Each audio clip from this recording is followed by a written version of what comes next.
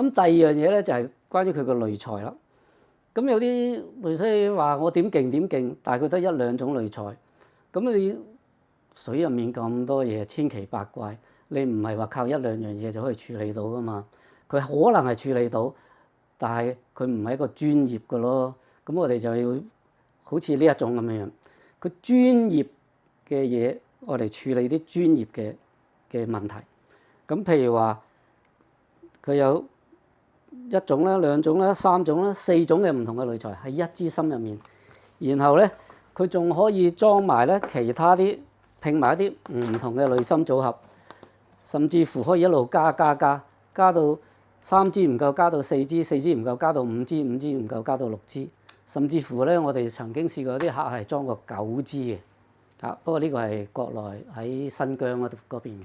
咁係啦，咁所以嗱，簡單嚟講啦，揀濾水器睇兩樣嘢。第一，佢個濾材豐唔豐富，啲濾材靚唔靚。第二樣嘢咧就係佢嘅結構合唔合理。